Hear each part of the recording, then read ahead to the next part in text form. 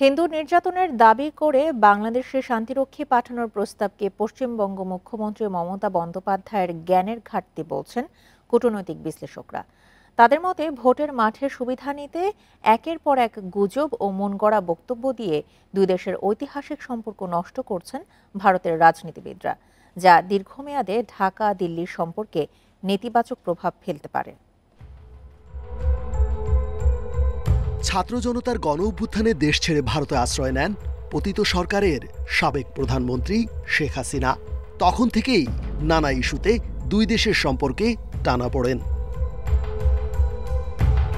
সংখ্যালঘু নির্যাতনের অভিযোগ তুলে সরব হয়ে ওঠে ভারতের গণমাধ্যম সহ সামাজিক যোগাযোগের প্ল্যাটফর্মগুলো। সবশেষ ইসকন নেতা চিন্ময় কৃষ্ণদাসের গ্রেপ্তার নিয়ে আগরতলায় বাংলাদেশের সহকারী হাইকমিশনে হামলার ঘটনা দুই দেশের রাষ্ট্রীয় সম্পর্কের বাইরে জনমনেও নেতিবাচক প্রভাব ফেলে। আজ আমরা চোখের সামনে দেখতে পাচ্ছি লাইভ টেলিভিশনে ভারত নীতিতে বাংলাদেশের দৃঢ় অবস্থানে নাখোশ মোদী সরকারের নেতারা। তারা বিজেপি নিয়ন্ত্রিত গণমাধ্যমে একের পর এক বিষেধগার করছেন ঢাকার বিরুদ্ধে।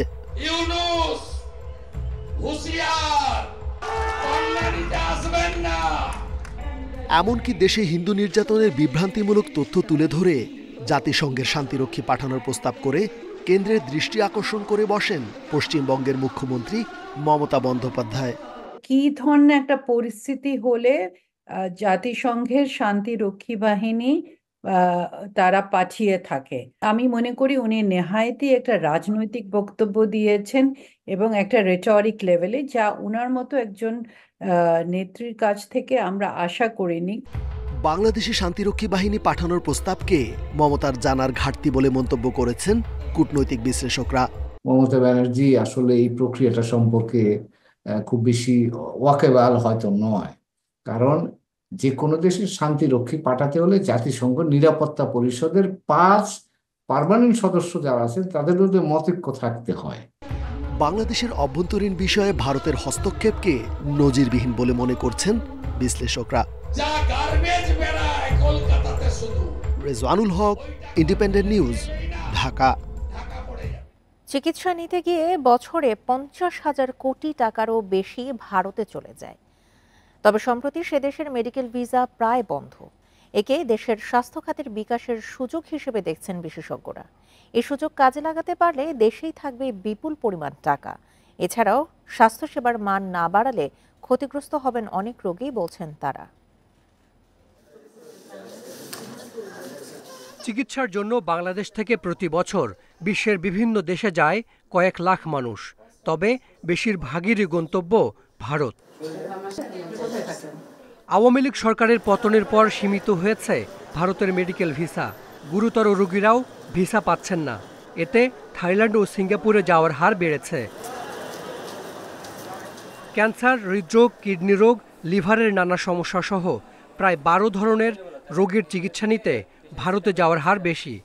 বিশেষজ্ঞরা বলছেন, নির্ভুল রোগ নির্ণয়, স্বাস্থ্যসেবা কর্মীদের আচরণ পরিবর্তন, দুর্নীতি কমানো সহ দেশেই বিশ্বমানের সেবা নিশ্চিত করতে হবে। দেশের থেকে সেবা নিয়ে তারা যদি সন্তুষ্ট হয়ে যায় তাহলে হয়তো তারা একসময় আর বিদেশমুখী হবেই না এবং দেশের ইনফ্রাস্ট্রাকচারটা গড়ে উঠলো।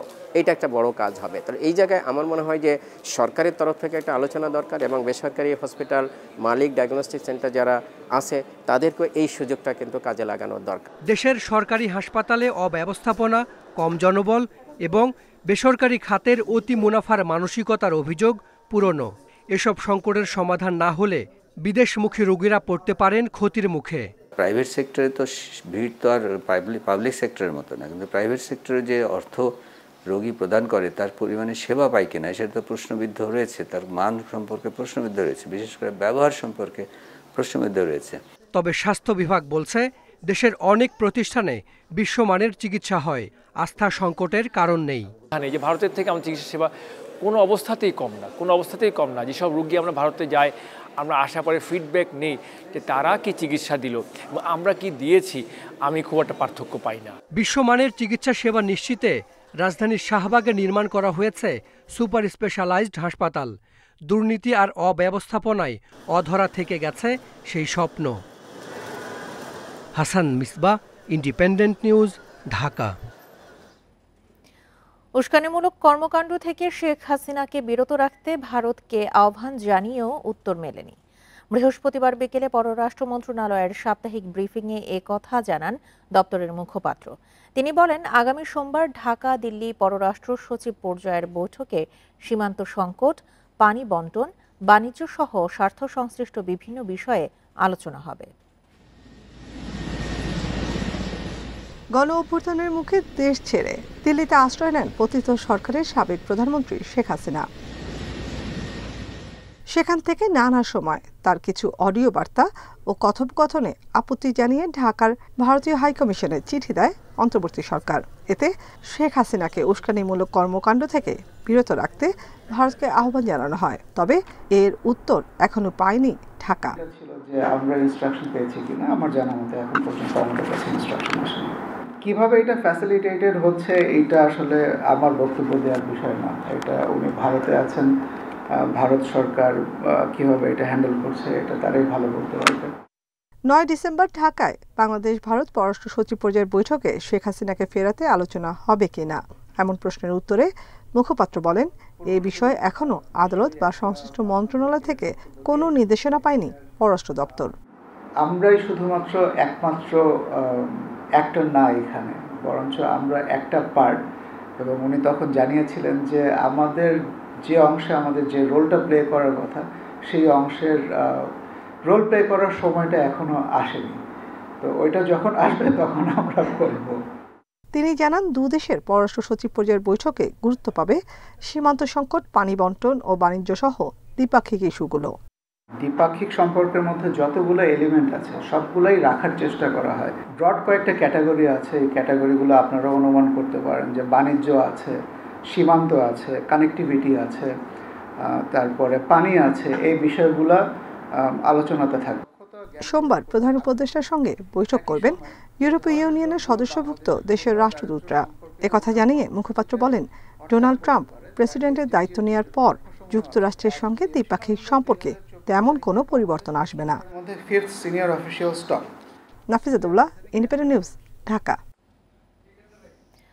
গণহত্যা মামলার প্রধান আসামি শেখ হাসিনার বিদ্বেষমূলক বক্তব্য গণমাধ্যম ও সামাজিক যোগাযোগ মাধ্যমে প্রচারে নিষেধাজ্ঞা দিয়েছে আন্তর্জাতিক অপরাধ ট্রাইব্যুনাল। সে সাথে এই ধরনের বক্তব্য সরাতে বিটিআরসিকে নির্দেশ দিয়েছে আদালত। প্রসিকিউশনের আবেদন গ্রহণ করে চেয়ারম্যান বিচারপতি মোহাম্মদ গোলাম মর্তুজা মজুমদারের নেতৃত্বে 3 সদস্যের ট্রাইব্যুনাল এই আদেশ দেন।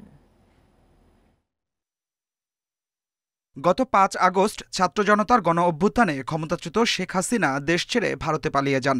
সেখানে বসেই ডক্টর ইউনূসের নেতৃত্বাধীন অন্তর্বর্তী সরকারকে নিয়ে দিচ্ছেন নানা বক্তব্য। ফোনে নেতাকর্মীদের নির্দেশনা দিচ্ছেন সেই বক্তব্য ছড়িয়ে দিতে।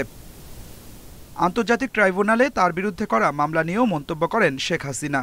প্রসিকিউটররা জানান, শেখ হাসিনা গ্রেপ্তারি পরোয়ানাভুক্ত আসামি। তার বক্তব্য বাদী এবং সাক্ষীদের মধ্যে ভয়ভীতি ছড়িয়ে দিচ্ছে। যেসব বক্তব্য হিংসা বিদ্বেষ ছড়ায় তা গণমাধ্যম এবং সামাজিক যোগাযোগ মাধ্যম ফেসবুক, ইউটিউবে প্রচারের নিষেধাজ্ঞার আবেদন করা হয়। শুনানি শেষে তা মঞ্জুর এবং দ্রুত এসব বিদ্বেষমূলক বক্তব্য সরানোর নির্দেশ দেন আদালত।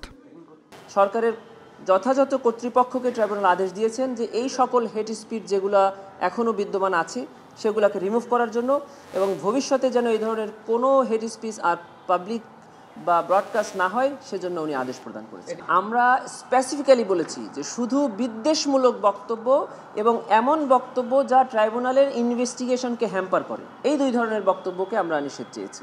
সাধারণ বক্তব্যের অধিকার সবারই আছে।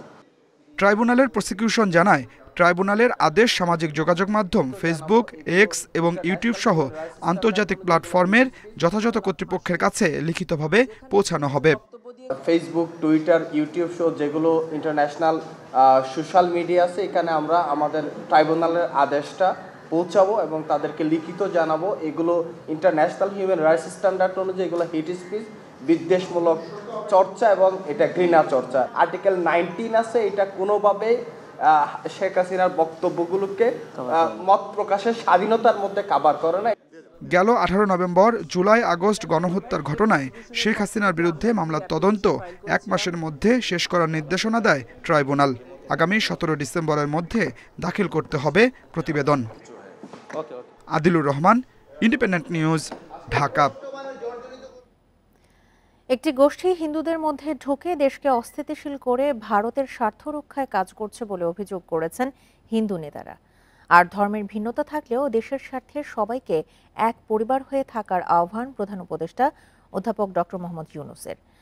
বৃহস্পতিবার ধর্মীয় নেতাদের সাথে বৈঠকে দেশের সংখ্যালঘু নির্যাতন নিয়ে বিভিন্ন প্রচার মাধ্যমে যে খবর প্রকাশ হচ্ছে তাও ভিত্তিহীন বলে দাবি করেন অন্তর্বর্তী সরকার প্রধান। সংখ্যালঘু নির্যাতনের বিভ্রান্তিকর অভিযোগ তুলে বাংলাদেশের বিরুদ্ধে অপপ্রচার সহ বিভিন্ন ইস্যুতে জাতীয় ঐক্যের ডাক দিয়েছেন প্রধান উপদেষ্টা অধ্যাপক মোহাম্মদ ইউনূস। বিভিন্ন রাজনৈতিক দল ও মতের সাথে বৈঠকের ধারাবাহিকতায় বৃহস্পতিবার ফরেন সার্ভিস একাডেমিতে ধর্মীয় নেতাদের সাথে বৈঠক করেন সরকার প্রধান। বৈঠকের শুরুতে দেয়া বক্তব্যে প্রধান উপদেষ্টা বলেন, সব ধর্মের মানুষের সমান অধিকার নিশ্চিতে কাজ করছে সরকার। আমাদের নানা মত থাকবে, নানা ধর্ম থাকবে, নানা রীতিনীতি থাকবে, আমরা এক জায়গাতে এক কাতারে ওইখানে চলে আসি যখন আমাদের জাতীয়তার প্রশ্ন আছে, আমাদের পরিচয়ের প্রশ্ন আছে। আমরা বাংলাদেশি, আমরা এক পরিবারের সদস্য। উপদেষ্টা মাহফুজ আলম বলেন, জাতীয় ঐক্য থাকলে বিদেশি কোনো ষড়যন্ত্রই সফল হবে না। আমরা যদি ঐক্যবদ্ধ থাকি, বাইরে যত অপপ্রচার চলুক, বাংলাদেশ এগিয়ে যাবে। এটাই হচ্ছে ডক্টর মোহাম্মদ ইউনূস স্যার বলেছেন। আমরা বলি না যে নিপীড়ন হয় না, এটা অল আউট বলাটা এটা অসত্য, কিন্তু যদি হয়ে থাকে সেটার বিপরীতে সরকারের ব্যবস্থাকেও আপনারা প্রচার করবেন। ধর্মীয় নেতারা জানান, পরস্পর সম্প্রীতির বন্ধন আরও মজবুত করার কথা। অন্যান্য ধর্মাবলম্বী যারা ছিল তারা সেখানে স্বীকার করেছেন তারা কোনো বৈষম্যের শিকার নয়, তাদের উপর কোনো প্রকার আক্রমণ হচ্ছে না। কলকাতাতে তার বাইরে যে মুসলমানরা আক্রান্ত হচ্ছেন সেখানে সেগুলো নিয়ে আমাদের কথা বলতে হবে। তাহলে সেক্ষেত্রে হয়তোবা এই যে আজকে যে পরিস্থিতি আমরা মুখোমুখি হচ্ছি, যে আজকে আমাদের উপর চাপিয়ে দেওয়া হচ্ছে মিথ্যা প্রপাগান্ডা, সেটা থেকে আমরা উত্তরণের পথ হতে খুঁজে পাবো। আমাদের মধ্যে ঢুকে একটা বিশৃঙ্খলা তৈরি করে বিদেশে সেটাকে যদি একটা খারাপ কিছু তৈরি করে তাদের স্বার্থ হাসিল করে, এটা আমরা চাই না। সারা পৃথিবীর মিডিয়া যেন জানতে পারে যে বাংলাদেশের মানুষ তারা সম্প্রীতির মানুষ, তারা মিলেমিশে থাকে, তারা একসাথে পথ চলে। দেশ নিয়ে যে কোনো ষড়যন্ত্র মোকাবিলায় ঐক্যবদ্ধ থাকার বিকল্প নেই বলেও জানান বৈঠকে অংশ নেয়া নেতারা। মাহমুদ শরীফ, ইন্ডিপেন্ডেন্ট নিউজ, ঢাকা। গত 16 বছরে আওয়ামী লীগ শাসনামলে বাংলাদেশি হিন্দু সহ সংখ্যালঘুরাই সবচেয়ে বেশি নির্যাতনের শিকার হয়েছে। বৃহস্পতিবার বিকেলে প্রেস ক্লাবে সংবাদ সম্মেলনে এই দাবি করেন হিন্দু, বৌদ্ধ, খ্রিস্টান কল্যাণ ফ্রন্ট।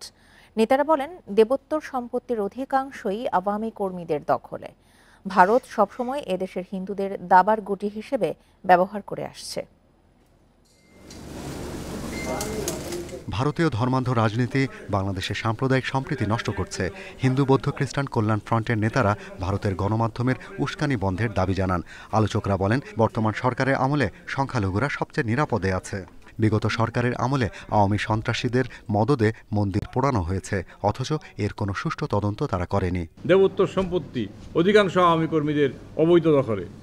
মন্দির ভাঙচুর, নারী নির্যাতনের নেতৃত্বদানকারী 98% আওয়ামী নেতাকর্মী। বাংলাদেশে যত মন্দির পুরানো হয়েছে তার 100% পুড়িয়েছে আওয়ামী সন্ত্রাসীরা। এমনকি আওয়ামী সাংসদের নেতৃত্বে ইন্ধনে হিন্দু বাড়িঘর পুরানো হয়েছে। বর্তমান সরকারের আমলে স্বাধীনতা উত্তর বাংলাদেশের তুলনামূলকভাবে সবচেয়ে শান্তিপূর্ণ ও সম অধিকার নিয়ে বসবাস করছে। সংগঠনের পক্ষ থেকে বলা হয়, দিল্লি সরকারের একচোখা নীতির কারণে বাংলাদেশের সংখ্যালঘু সম্প্রদায় বিপদগ্রস্ত হচ্ছে। এতে সহায়ক শক্তি হিসেবে কাজ করছে সেদেশের গণমাধ্যম। ভারতীয় মিডিয়াও আওয়ামী অনৈতিক অপপ্রচারে আর্থিকভাবে লাভবান হয়ে সম্পৃক্ত হয়, যা অত্যন্ত নিন্দনীয়। বাংলাদেশের বিরুদ্ধে সকল প্রকার মিথ্যা প্রপাগান্ডা প্রচার হতে ভারতের মিডিয়া এবং ধর্মান্ধ রাজনৈতিক গোষ্ঠীকে বিরত রাখতে হবে। বাংলাদেশ ভারত উভয়ই স্বাধীন সার্বভৌম দেশ, তাই পারস্পরিক সম্প্রীতির প্রতি সম্মান রেখে সংবাদ প্রচারের দাবি জানান হিন্দু, বৌদ্ধ, খ্রিস্টান কল্যাণ front. Shahriar Anirban, independent news, Dhaka. ভারতের পণ্য বর্জনের আহ্বান জানিয়েছেন বিএনপির সিনিয়র যুগ্ম মহাসচিব রুহুল কবির রিজভী। বাংলাদেশের জাতীয় পতাকা অবমাননা এবং আগরতলায় সহকারী হাইকমিশনে হামলার প্রতিবাদে বৃহস্পতিবার এক মানববন্ধনে এই আহ্বান জানান তিনি। অন্যদিকে ভারত বাংলাদেশে পরিবেশগত আগ্রাসন চালাচ্ছে বলে অভিযোগ করেন বিএনপির স্থায়ী কমিটির সদস্য আব্দুল মঈন খান।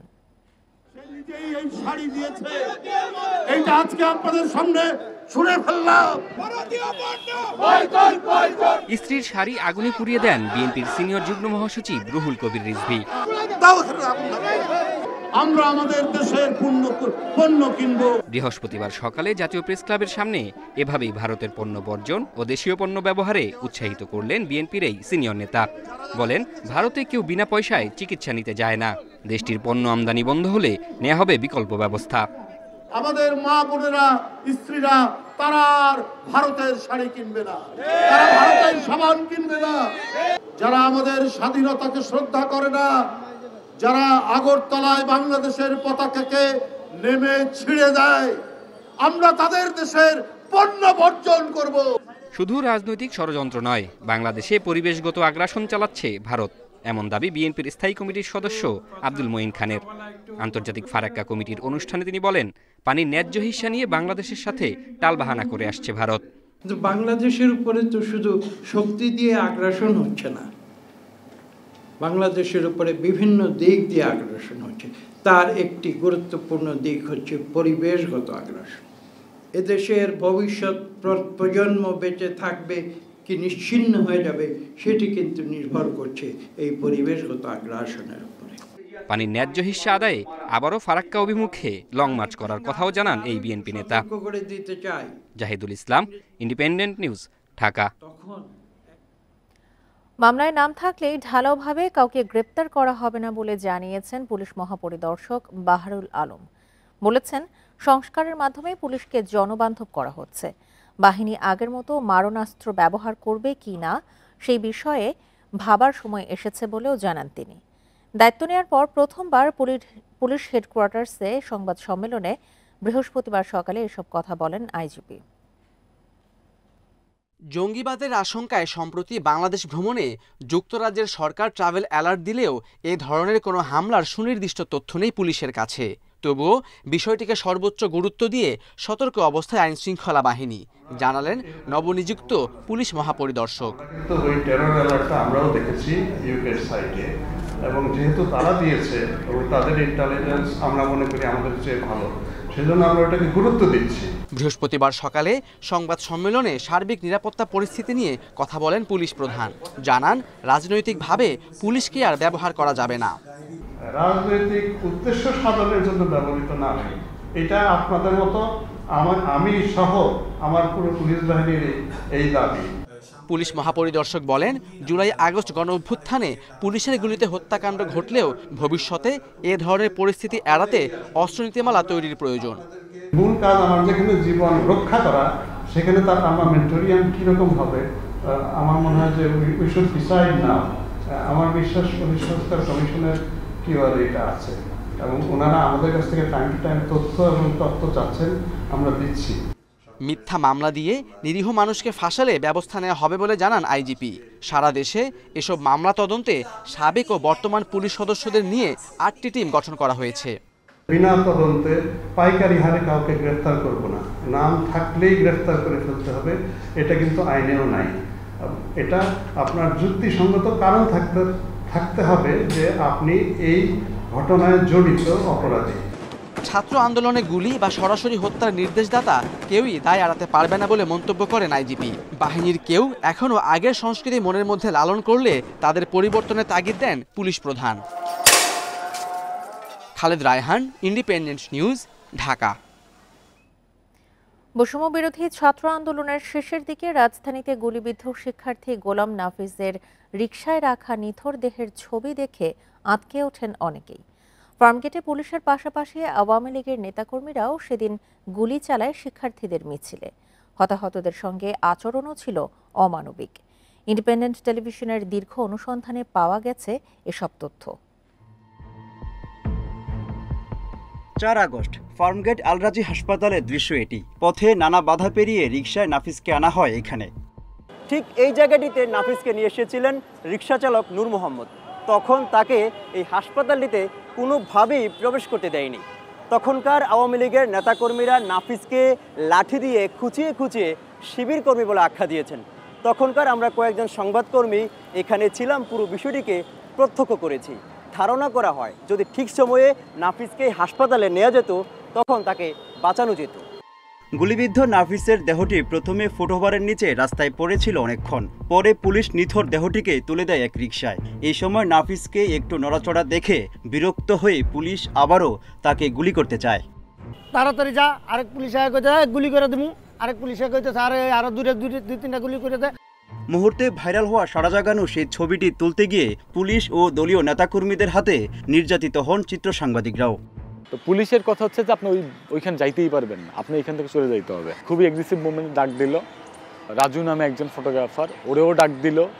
তো ডাক দিলেও ওর সাথে আমি কথা বলতেছি, আমাকে হাত দিয়ে দিতে বললেন যে ভাই আমি এই ছবি তুলি নাই। তখন যেটা করলো আমার ক্যামেরাও চেক করলো। আমি ছবি তুলতে আগে যাচ্ছিলাম, ভয়াবহ গালিগালাজ শুরু করলো, এই ক্যামেরাতে কাট দে, ক্যামেরা ভেঙে ফেলবো, এই করবো সেই করবো। একজন এসে আমার কলার ধরলো, ধরে আমাকে লাথি শুরু করলো। অনুসন্ধান বলছে সেদিন শিক্ষার্থীদের আন্দোলন দমনে গুলি চালানোর নেতৃত্ব দিয়েছিলেন পুলিশের তেজগাঁও জোনের ট্রাফিকের এডিসি তোয়াসির জাহান বাবু। এখন তিনি কর্মরত আছেন কক্সবাজারে। তখন তো আপনি তেজগাঁও জোনের হ্যাঁ, কিন্তু তখন তো আপনি নেতৃত্ব দিয়েছেন। তখন আমি তো কোনো কিছু নেতৃত্ব দেইনি। এখন আপনার সাথে আর্গুমেন্ট করা আমার কাজ না ভাই। তখন তো আমি দেখেছি, আমার কাছে ফুটেজ আছে। আপনার কাছে ফুটেজ থাকলে তো আমার কিছু করার নেই, আপনি আপনার মতো নিউজ করেন ভাই। নেতৃত্ব দানকারী আরেকজন পুলিশ কর্মকর্তাকে দেখা গেলেও পরিচয় শনাক্ত করা যাচ্ছে না। পুলিশের সঙ্গে সেদিন তেজগাঁও ওয়ার্ডের আওয়ামী লীগের নেতা আনোয়ার হোসেন রিপন, তেজগাঁও ট্রাক স্ট্যান্ডের নেতা মাগুরার জসিম দলবল নিয়ে শিক্ষার্থীদের উপর হামলা চালায়। হামলা করতে দেখা গেছে তেজগাঁও কলেজের ছাত্রলীগের যুগ্ম আহ্বায়ক রিয়াজ হোসেন রকি ও ছাত্রলীগের সদস্য পালসার আরিফকেও। তাদের সঙ্গে ছিল এক নেতাকর্মী, সবাই এখন পলাতক। বুকের মেঝে গুলি করে আমার নাফিসের নাকটা ভেঙে ফেলছে। এই কান্না নাফিসের মায়ের। সন্তান হারানোর 4 মাস পরেও নিজেকে ঠিক রাখতে পারছেন না তিনি। এখন শুধু নিজের সন্তানই নয়, গণ অভ্যুত্থানের সকল হত্যাকাণ্ডের বিচার দাবি তার। আমাদের সরকারও ভাবছিল যে রক্তের উপরে দাঁড়ায় এই প্রশাসন হাতে রাখবো। আল্লাহ তাআলা সবাইকে উত্তন পতন দিছে, কিন্তু নাফিসের মতন অসংখ্য নাফিস দুনিয়া থেকে ওদের মাকে যে কি জ্বালা দিয়ে গেছে বাবারে। সেদিন ফার্মগেটে গুলিবর্ষণের ঘটনায় শুধুমাত্র আল রাজি হাসপাতালে চিকিৎসা নেন 22 জন, নিহত হন 4 জনেরও বেশি। Mohammad Omar Faruk, independent news, Dhaka. নাটোরে চিকিৎসার খরচ বহন করতে না পেরে মানবেতর জীবনযাপন করছেন জুলাই গণ অভ্যুত্থানের অধিকাংশ আহতরা। শুরুতে আহতরা সরকারি ও ব্যক্তিগত খরচে চিকিৎসা করালেও অর্থ সংকটে অনেকেই বন্ধ করে দিয়েছেন চিকিৎসা। তবে আহতের চিকিৎসায় সহায়তা দেওয়ার আশ্বাস জেলা প্রশাসনের। নাটোর সদরের লক্ষ্মীপুর খলাবাড়িয়ার ইসমাইল হোসেনের ছেলে সাব্বির হোসেন। রাজধানীতে একটি বেসরকারি কোম্পানিতে চাকরি করতেন তিনি। বৈষম্য বিরোধী আন্দোলনে অংশ নিয়ে গত 17 জুলাই বাসায় ফেরার পথে 2 জন পুলিশ তাকে লক্ষ্য করে রাবার বুলেট ছোড়ে। এ সময় একটি বুলেটে তার এক চোখ নষ্ট হয়ে যায়। চোখের চিকিৎসায় অনেক টাকা খরচ হলেও এখন পর্যন্ত পাননি কোনো সহায়তা। তার চোখের চিকিৎসা করাতে হলে এখন যেতে হবে বিদেশে। বর্তমানে আমি বেকার। আজকে আমার আব্বু আম্মু দেখতেছে আমাকে, কালকে তো আর দেখবে কিনা এটা সন্দেহ, গ্যারান্টি নাই, তাই না? এখন আমি বর্তমানে বেকার, তারপরে আমি আবার এক চোখে দেখি না। যেখানে কাজ করতাম আমার এই চোখের এই অবস্থা শোনার পর থেকে ওইখানে আর কাজে নিবে না, মানা করে দিছে। শুধু সাব্বির নয়, স্বৈরাচার পতনের আন্দোলনে আহতদের অনেকে প্রাথমিক চিকিৎসা পেলেও অর্থের অভাবে চিকিৎসার ফলো আপ করতে পারছেন না। অর্থের অভাবে আমি এখন ঢাকায় যাব, মানে সেই পরিবেশটাও আমার এখন নাই। এ পর্যন্ত এসে কেউ আমার কোনো রকম খোঁজ খবর নেয় না, কেউ এসে বলে নাই যে তোমার কি অবস্থা। অনেকেই আছেন যারা অর্থনৈতিকভাবে দুর্বল, চিকিৎসা করতে পারেন না, একটা মেডিসিন পর্যন্ত কিনে খাইতে পারেন না, এই অবস্থাও আছে। আহতদের চিকিৎসায় সব রকম সহায়তা দেওয়ার আশ্বাস দিয়েছে জেলা প্রশাসন। এই বিষয়ে যে তালিকা প্রস্তুত করা হয়েছে ইতিমধ্যে, যে আহত এবং নিহতর পরিবারের সব রকমের সহায়তা করার জন্য জেলা প্রশাসন নাটোর সহযোগিতা করে যাবে। যে আহত হয়েছে তাদের চিকিৎসা দ্রুত আরোগ্য লাভের জন্য আমরা সর্বোচ্চ চেষ্টা করব। নাটোরে বৈষম্য বিরোধী ছাত্র আন্দোলনে 8 জন শহীদ ও 81 জন আহত হয়েছেন। Independent news. আহতদের বিষয়ে আরো জানাতে নাটোর থেকে যোগ দিচ্ছেন আমাদের সহকর্মী বাপ্পি লাহিড়ী। বাপ্পি, আহতদের চিকিৎসার বিষয়ে সহায়তার কথা বলছে জেলা প্রশাসনের পক্ষ থেকে, আশ্বাস দেওয়া হলো। এখন পর্যন্ত কি কোনো সহায়তা পাওয়া গেছে কিনা সবশেষ তথ্য নিয়ে জানাবেন।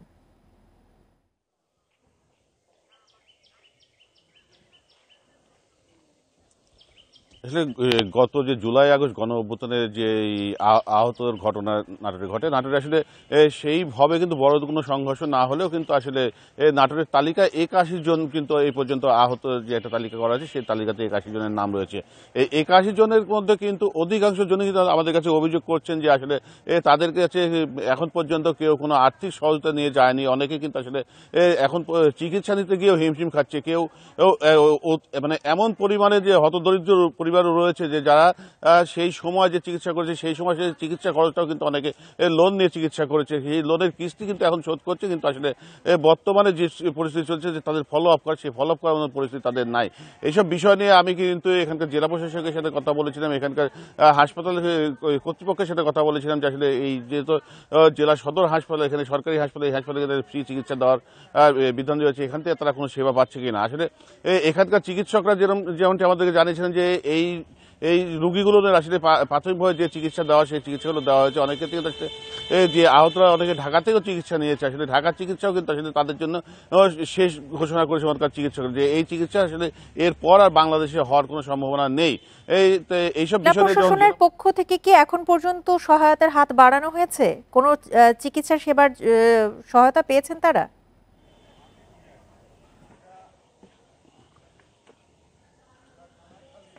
আসলে জেলা প্রশাসনের পক্ষ থেকে এখন পর্যন্ত তারা চিকিৎসার জন্য কোনো আর্থিক অনুদান পাননি বলে তারা আমাদেরকে জানিয়েছেন। আর জেলা প্রশাসনের সাথে যখন আমি কথা বলেছিলাম তিনি কিন্তু বলছেন যে আমি যেহেতু নতুন এই জেলা জয়েন্ট করেছি, আসলে আমি এখন এই বিষয়গুলো খোঁজখবর নিচ্ছি, এদের বিষয়ে যে কোনো রকম যাতে কোনো সমস্যা না পড়ে জেলা প্রশাসনের পক্ষ থেকে সার্বিক সহায়তা তারা করবেন। যদি প্রয়োজনে বিদেশে গিয়ে তাদের চিকিৎসা করার লাগে এই ব্যবস্থাটাও আসলে জেলা প্রশাসনের পক্ষ থেকে করা হবে বলে এরকম আশ্বাস কিন্তু আমাদেরকেও দিয়েছেন। তবে একটা জিনিস যেটা দেখেছি যে দুই একটি পরিবারও কিন্তু আসলে কিছু কিছু স্থান থেকে তারা অনুদান পেয়েছে, তবে বাকি যে অধিকাংশ ব্যক্তি যে 81 জনের মধ্যে কিন্তু অধিকাংশ আহত রোগী কিন্তু আসলে কোনো রকম সেবা পাননি বলে অভিযোগ করছেন। বিশেষ করে গ্রামাঞ্চলের যে রোগীগুলো রয়েছে তারা কিন্তু আসলে এখন যে পরিস্থিতি আছে তাদের দ্রুত যদি ভালো চিকিৎসা করানো না যায় হয়তো তারা পঙ্গুত্ব বরণ করবেন বলে কিন্তু আসলে আমাদেরকে বলেছেন, বা আমরা আসলে দেখেছিও কিন্তু আসলে দৃশ্যপটটা। নাটোর থেকে আহতদের চিকিৎসা নিয়ে সবশেষ তথ্য জানাচ্ছিলেন আমাদের সহকর্মী বাপ্পি লাহিড়ী। পুরোদমে এগিয়ে চলেছে দেশের প্রথম পাতাল মেট্রো রেলের নির্মাণ কাজ। ইতোমধ্যে বিমানবন্দর থেকে কমলাপুর পর্যন্ত এই রুটের ডিপো নির্মাণ কাজ শেষ হয়েছে 85%। প্রক্রিয়াধীন রয়েছে অন্যান্য কাজের দরপত্র আহ্বানের কার্যক্রম। কর্তৃপক্ষের আশা 2028 সালের মধ্যেই যাত্রী চলাচল শুরু করা যাবে পাতাল রেলে। বিমানবন্দর থেকে কমলাপুর পর্যন্ত 31.24 কিলোমিটার দীর্ঘ এমআরটি লাইন 1 হচ্ছে প্রথম ভূগর্ভস্থ মেট্রো রেল। 19.87 কিলোমিটার দীর্ঘ বিমানবন্দর রুটে বিমানবন্দর, খিলক্ষেত, নতুন বাজার, রামপুরা, মালিবাগ, রাজারবাগ, কমলাপুর পর্যন্ত 12টি স্টেশন হবে। পূর্বাচল রুটে 11.36 কিলোমিটার দীর্ঘ উড়াল পথে নতুন বাজার, নর্দা, জোয়ার সাহারা, পিতলগঞ্জ ডিপো পর্যন্ত একটি ভূগর্ভস্থ সহ 9টি স্টেশন থাকবে। মোট 12টি প্যাকেজে করা হচ্ছে এমআরটি 1-এর কাজ। প্রথম ধাপে নারায়ণগঞ্জের পিতলগঞ্জে ডিপোর জন্য জমি অধিগ্রহণ শেষে মাটি ভরাটের কাজ প্রায় শেষ। অবকাঠামো, পিলার, রেল লাইন সহ অন্যান্য কাজের পরিকল্পনাও এগিয়ে চলেছে। প্রকল্প পরিচালক বলছে এমআরটি 6-এর লাইনের অভিজ্ঞতা থাকায় নির্ধারিত সময়ের মধ্যেই সব কাজ শেষ করা যাবে। নতুন বাজার থেকে আপ টু এয়ারপোর্ট পর্যন্ত টানেল দুইটা একটা পাশাপাশি যাবে, আর রামপুরার থেকে আপ টু মানে কমলাপুর পর্যন্ত একটা উপরে একটা নিচে। এখানে আমরা 40-45 মিটার নিচে রাখতে চলে যাবো মাঠে। আস্তে আস্তে এটা মানে রামপুরের থেকে দুইটা টানেল চালু হবে। ঢাকার মতো ঘনবসতিপূর্ণ নগরীতে পাতাল মেট্রো রেল নির্মাণে আরও সতর্ক থাকার পরামর্শ বিশেষজ্ঞদের। অবশ্যই চ্যালেঞ্জ আছে, কারণ আপনি জানেন যে আমাদের ঢাকার যে নগরায়ন অনেকটা অপরিকল্পিত। বিশেষ করে উঁচু উঁচু ভবনের যে ফাউন্ডেশনগুলি আমরা দেখি সেটাও কিন্তু মাটির নিচে আছে। তো এটা করার সময় ফাউন্ডেশন যেন ক্ষতিগ্রস্ত না হয় সেদিকে খেয়াল রাখতে হবে। এমআরটি 1 প্রকল্পে মোট ব্যয় হবে প্রায় 54,000 কোটি টাকা। এমআরটি 6-এ প্রতিটি ট্রেনে 6টি করে কোচ থাকলেও একে থাকবে 8টি। এতে প্রতি ঘন্টায় 70,000 যাত্রী পরিবহন সম্ভব বলছে কর্তৃপক্ষ। Shahid Ahmed, independent news, Pitalganj, Narayanganj. নির্মল বায়ু ও ক্লিন সিটির তকমা হারানোর ঝুঁকিতে রাজশাহী নগরী। নগরের 6টি পয়েন্টে নমুনা পরীক্ষা করে বাতাসে নির্ধারিত মাত্রার চেয়ে দ্বিগুণ ধূলিকণা পাওয়া গেছে। বিশেষজ্ঞরা বলছেন, বায়ু দূষণ নিয়ন্ত্রণ আইন অনুসরণ না করা হলে পরিস্থিতির আরও অবনতি হবে। মাসখানেক আগেও রাজশাহী সিটি কর্পোরেশন থেকে মেডিকেল পর্যন্ত সড়কে ছাতিম গাছের ফুলের সুবাস পেয়েছে নগরবাসী। সেই ছাতিম, কাঠগোলাপ ও রঙন গাছের পাতা এখন ধূসর ধুলার স্তরে। সড়ক সংস্কার, 5টি স্থানে রেলওয়ে ওভারপাস নির্মাণ সহ উন্নয়ন প্রকল্পের কাজের সঙ্গে শুষ্ক মৌসুমে নগরীতে পাল্লা দিয়ে বাড়ছে ধুলা। এই বায়ু দূষণটা আর এই ধুলাটা এখন যেহেতু কাজ চলতেছে, রোডের কাজ সরকার অতিরিক্ত হওয়ার কারণে আমরা বেশি ক্ষতিগ্রস্ত। আমরা নগরীতে আগে যেরকমটা দেখেছি এখন তার পুরোটাই ভিন্ন। রাস্তায় প্রচুর ধুলাবালি হয়, যার কারণে আমাদের মালামাল নষ্ট হয়ে যাচ্ছে, আমাদের শ্বাসকষ্ট হচ্ছে। বাতাসে অতি ক্ষুদ্র বস্তুকণা বা PM 2.5 ও 10-এর সহনশীল মাত্রা সর্বোচ্চ 65 ও 150 মাইক্রোগ্রাম। সেখানে নগরীর সাহেববাজার, লক্ষ্মীপুর, 0 পয়েন্ট, তালাইমারি, বিস্তিক মোড় ও বন্ধগেট এই 6টি স্থানেই সেই মাত্রা প্রায় দ্বিগুণ। সত্যি উদ্বেগজনক মানব দেহের জন্য, ক্যান্সার সহ অন্যান্য শরীরে অন্যান্য জটিলতার জন্য এই যে মানটা পাচ্ছি সেটা আমাদের এখনই খুব গুরুত্বের সাথে নেওয়া উচিত। ম্যাক্সিমাম অ্যালাউয়েবল লিমিট হচ্ছে 65 মাইক্রোগ্রাম পার মিটার কিউব, এর বেশি হলেই দূষণ। আর PM 2.5টা হচ্ছে স্বাস্থ্যের জন্য খুব ঝুঁকিপূর্ণ, মানবদেহের জন্য ঝুঁকিপূর্ণ। তার মানে বোঝাই যাচ্ছে যে বায়ুর অবস্থা তুলনামূলক বেশ অনেকটাই খারাপ। 2016 সালের এক গবেষণায় বাতাসে ভাসমান ক্ষতিকর কণার পরিমাণ কম থাকায় নির্মল বায়ুর নগরী হিসেবে পরিচিতি পায় রাজশাহী। Mostafiz Gani, independent news, Rajshahi. রাজনৈতিক সংস্কৃতি, গণমাধ্যম কর্মীদের বেতন কাঠামো এবং নৈতিকতার উন্নতি না হলে দেশের স্বাধীন সাংবাদিকতা কঠিন। রাজধানীর বঙ্গবন্ধু আন্তর্জাতিক সম্মেলন কেন্দ্রে টিআইবির দুর্নীতি বিরোধী অনুসন্ধানী সাংবাদিকতা সম্মেলনে একথা বলেন বিশিষ্টজনেরা। এ সময় গণমাধ্যমকে স্বাধীনভাবে সাংবাদিকতার আহ্বান জানান প্রধান উপদেষ্টার প্রেস সচিব। গত 25 বছরের বিজয়ীদের নিয়ে বঙ্গবন্ধু আন্তর্জাতিক সম্মেলন কেন্দ্রে বৃহস্পতিবার দুর্নীতি বিরোধী অনুসন্ধানী সাংবাদিকতা সম্মেলনের আয়োজন করে টিআইবি। অনুষ্ঠানে উঠে আসে স্বাধীন সাংবাদিকতার নানা চ্যালেঞ্জ। বক্তারা বলেন, গত 15 বছরে সাংবাদিকতায় প্রাতিষ্ঠানিক দুর্বলতা বেড়েছে। দলীয় পরিচয়ে গণমাধ্যমের লাইসেন্স এবং সংবাদকর্মী নিয়োগ দেওয়া হয়েছে। সেলফ সেন্সরশিপের যে ইস্যু আছে সবসময় এটা ভয়ের কারণে হয় না। সেলফ সেন্সরশিপ 2 কারণে হয়। ভয়ের কারণে হয় যারা ক্রিটিক করতে চায়, আর আনন্দের সঙ্গে সেলফ সেন্সরশিপ করে এরকম সম্ভব নেই। সংবাদ মাধ্যমের একটা টেকসই মডেল দরকার, সাস্টেইনেবল মডেল দরকার। আপনি বেতন দেবেন না, ভাতা দেবেন না ঠিক মতন, আপনি একটা সাংবাদিকের নিরাপত্তার, অর্থনৈতিক নিরাপত্তার ব্যবস্থা করবেন না, এরকম নিরাপত্তাহীন অবস্থায় আপনি একজন সাংবাদিকের কাছ থেকে স্বাধীন সাংবাদিকতা আশা করতে পারেন না। টিআইবি জানায়, বিগত সরকারের সময় মুক্ত গণমাধ্যম সূচকে দেশের অবস্থান 42 ধাপ অবনতি হয়েছে। বাস্তব পরিবর্তন কখনোই সম্ভব হয় না যতক্ষণ পর্যন্ত বাংলাদেশের রাজনৈতিক সংস্কৃতি এবং আমি যোগ করব আমলাতান্ত্রিক সংস্কৃতিতে ইতিবাচক পরিবর্তন না আসে। প্রধান উপদেষ্টার প্রেস সচিব বলেন, গণমাধ্যমের স্বাধীনতাকে প্রাতিষ্ঠানিক রূপ দিতে কাজ করছে অন্তর্বর্তী সরকার। আমরা কাউকে এই পর্যন্ত আমার মনে পড়ে না আমাদের কোনো সিকিউরিটি এজেন্সি কাউকে ফোন দিয়ে বলেছে এই নিউজটা নামান, বা আমাদের তরফ থেকে কাউকে বলা হয়েছে। আমরা কোনো কারোর জার্নালিস্টের কোনো চাকরি খাওয়ার জন্য কাউকে বলি না যে ওনার চাকরিটা খান। এদিকে পঞ্চমবারের মতো টিআইবি বর্ষসেরা অনুসন্ধানী অনুষ্ঠানের পুরস্কার জিতেছে তালাশ। আমাদের প্রতিষ্ঠান যে স্বাধীনতা দিয়েছে সেই স্বাধীনতা অনুযায়ী আমরা যে বস্তুনিষ্ঠ অনুসন্ধানী সাংবাদিকতা করার যে চেষ্টা, প্রয়াস, সেই প্রয়াস আগামীতেও অব্যাহত থাকবে। আমরা আরও এই কাজের আমাদের অনুপ্রেরণা বাড়িয়ে দিবে। Hasan Misbah, independent news, Dhaka. কুমিল্লা আখাউড়া এলাকার শতাধিক অরক্ষিত লেভেল ক্রসিংয়ে গত ৮ বছরে মৃত্যু হয়েছে ৪০০ মানুষের। জনবসতি বাড়ায় রেল লাইনের ওপর দিয়ে নতুন সড়ক নির্মাণ হলেও সেসব লেভেল ক্রসিংয়ে নেই গেট বা গেটম্যান। এ কারণে ট্রেনের সাথে যানবাহনের সংঘর্ষে প্রতিনিয়তই ঘটছে দুর্ঘটনা ও প্রাণহানি। দ্রুত এসব লেভেল ক্রসিং সুরক্ষিত করার দাবি এলাকাবাসীর। পূর্বাঞ্চল রেলের কুমিল্লা লাকসাম এলাকার ১৭২ কিলোমিটার রেলপথে অনুমোদনহীন লেভেল ক্রসিং ১১৬টি। গত ৮ বছরে এসব অরক্ষিত লেভেল ক্রসিংয়ে দুর্ঘটনায় প্রাণ গেছে ৪ শতাধিক মানুষের। সম্প্রতি বুড়িচংয়ের কালিকাপুরে এলজিইডির সড়কের লেভেল ক্রসিংয়ে অটোরিকশায় ট্রেনের ধাক্কায় মৃত্যু হয় ৭ জনের। এলাকার মানুষের জোর দাবি সত্ত্বেও লেভেল ক্রসিংগুলোর নিরাপত্তায় কোনো পদক্ষেপ নেওয়া হয়নি। অনেক সময় অনেকে ব্যাকহেলের জন্য প্রায় অ্যাক্সিডেন্ট ঘটে থাকে, তাই একটি এখানে যদি গেট দেওয়া হয় তাহলে আমরা মনে করি আমাদের এলাকাবাসীর উপকৃত হবে। রেল কর্তৃপক্ষ বলছে লাইনের উপর দিয়ে এসব সড়ক নির্মাণ ও লেভেল ক্রসিং অনুমোদনহীন। অনুমতি না নিয়ে এই যত্রতত্র রাস্তা না করার জন্য, এবং আমরা এটাও বলছি যে যদি করার প্রয়োজন হয় তাহলে ওভারপাস বা আন্ডারপাস চাইলে আমরা সেটা করে দেব।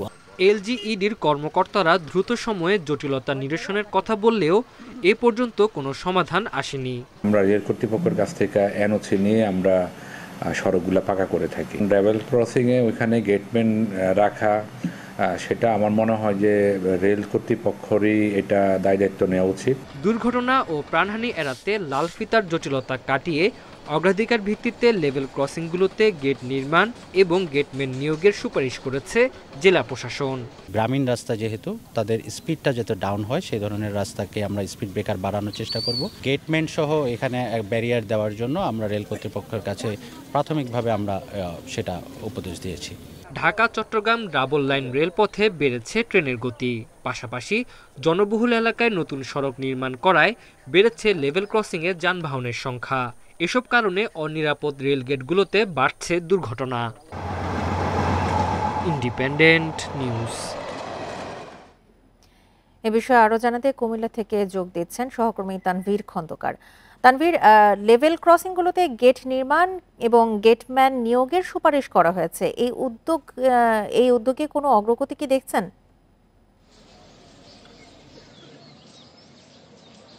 আসলে আমি যদি একটু পরিসংখ্যান বলে নেই আগে, কুমিল্লা লাকসাম অঞ্চলে ১৭২ কিলোমিটার যে রেলপথ, সেখানে ১১৬টি রেলগেট আছে যেগুলো কিন্তু অননুমোদিত বা অবৈধ বলছে রেল কর্তৃপক্ষ। অন্যদিকে কুমিল্লার লাকসাম থেকে আখাউড়া পর্যন্ত যে ৭২ কিলোমিটার, এর মধ্যে কিন্তু ৩৮টি অবৈধ লেভেল ক্রসিং রয়েছে।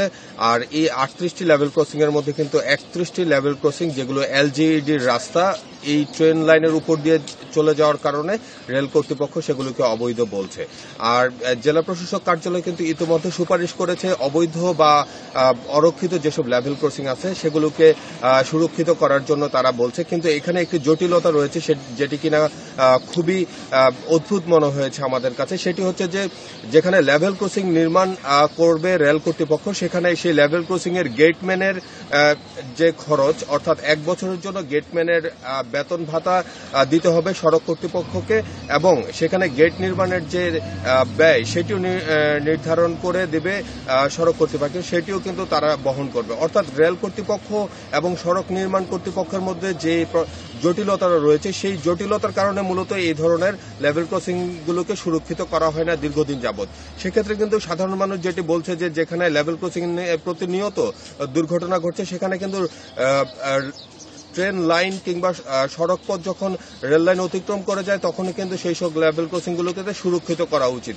আর সেখানে রেল কর্তৃপক্ষ এই দায়িত্ব নেবে নাকি সড়ক নির্মাণ কর্তৃপক্ষ দায়িত্ব নেবে সেটি কিন্তু ভাবার বিষয় নয়, কারণ এখানে জানমালের বিষয় রয়েছে। প্রতিবারই লেভেল ক্রসিং এ যখন দুর্ঘটনা ঘটে সেখানে কিন্তু আমরা একাধিক প্রাণহানির খবর পাই। কিছুদিন আগেও বুড়িচংয়ের কালিকাপুরে যে দুর্ঘটনা ঘটেছে সেখানে অটোরিকশার 7 জন যাত্রী একই সাথে নিহত হয়েছেন। তো সেই ক্ষেত্রে কিন্তু কে দায়িত্ব নেবে সেটি ভাববার বিষয় নাই, কিন্তু এই লেভেল ক্রসিং গুলোকে সুরক্ষিত করাকেই প্রাধান্য দিয়ে মূলত দায়িত্ব নেওয়ার কথা কিন্তু সাধারণ মানুষ বলছে। এই ক্ষেত্রে রেল কর্তৃপক্ষ বলছে যে সড়ক নির্মাণ কর্তৃপক্ষ যখন তাদের কাছ থেকে এনওসি নেয়, অর্থাৎ অনাপত্তিপত্র নেয় এই রেল লাইনের উপর দিকে সড়ক নির্মাণ করার জন্য, তখনই কিন্তু তাদেরকে এই যে ব্যয় সেটি তাদেরকে দিয়ে দেওয়ার কথা এবং সাথে সাথেই কিন্তু গেট নির্মাণ কথা। কিন্তু সড়ক কর্তৃপক্ষ যেটি বলছে যে রেল কর্তৃপক্ষ এই এনওসি দিতে যে জটিলতা করে সেই জটিলতার কারণে মূলত এই গেট নির্মাণ করা হয়ে থাকে না। তো এই ঠেলাঠেলির কারণেই কিন্তু মূলত এই ধরনের লেভেল ক্রসিং গুলো অরক্ষিত হয়। আর আপনি জেনে থাকবেন যে ঢাকা চট্টগ্রাম রেলপথ ডাবল লাইন হওয়ার পর থেকে কিন্তু এখানে রেলের গতি বেড়েছে এবং রেল চলাচলের যে সংখ্যা